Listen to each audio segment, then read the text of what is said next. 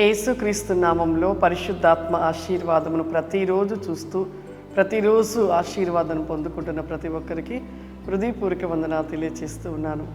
ఈరోజు పరిశుద్ధాత్మ దేవుడు మనకిస్తూ ఉన్న వాగ్దానము యెహెజ్కేలు గ్రంథము 18వ అధ్యాయము 26వ వచనము.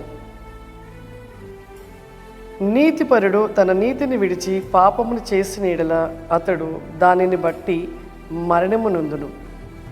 నీతిపరుడు తన నీతిని విడిచిపెట్టి పాపమును చేసిన యెడల అతను మరణము నొందును.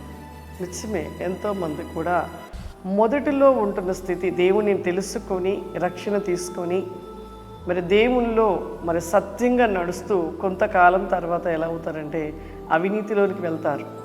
మొదట పాపం చేస్తారు, పాపాన్ని విడిచిపెడతారు, విడిచిపెట్టి రక్షణలోకి వచ్చేసి తర్వాతకి మరలా వారి జీవితం ఎలా ఉంటుందంటే ఇక లోకంలో ఉంటున్న పాపానికి చోటిస్తుంటారు. అలా చోటు ఇచ్చినప్పుడంట పాపం నుండి వచ్చేది జీతము మరణము.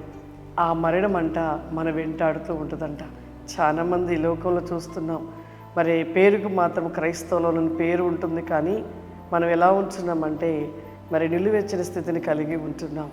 భక్తి జీవితంగా ఉంటున్నాము, కానీ ప్రార్థన కలిగిన వారిగా ఉంటున్నాము, కానీ మన జీవితాలు ఎలా ఉంటుంది అంటే నీతి లేని స్థితిని కలిగి శాపము మరణాన్ని వెంట పెట్టుకొని ఆ శాపము మరణమే మన కుటుంబాన్ని శోధిస్తూ చివరికి మరణానికి అప్పగించబడుతూ ఉన్నాం.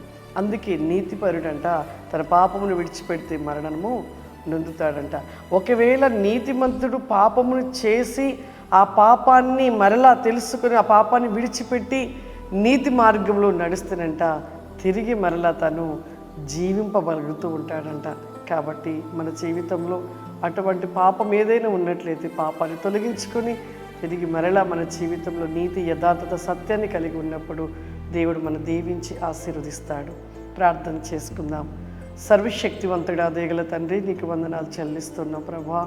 పరిశుద్ధాత్ముడా, ఈ ప్రోగ్రాం చూస్తున్న ప్రతి బిడ్డను మీరు దీవించండి, ఆశీర్వదించండి నాయన. ప్రతి ఒక్కరిపైన మీ ఆత్మను కుమ్మరించండి.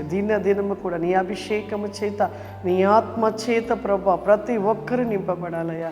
ఏ బిడ్డ ఏ సమస్య చేత బాధపడుతున్నారో అట్టి సమస్య నుండి ప్రతి బిడ్డను విడిపించమని అడుగుచున్నాను. గ్లోరీ బాస్టీ కమాందర వెస్టెల్ బి గ్లో మై ఖేంద మాస్టీ గ్లోబ్రికా ఫ్లవరిమా. ప్రతి ఒక్కరిపైన ప్రభా నీ ఆత్మ వేగమైన శక్తి మతి క్రాసమైన కృప దయచేయమని యేసుక్రీస్తు నామమున నడుస్తున్నాను తండ్రి. ఆమేన్.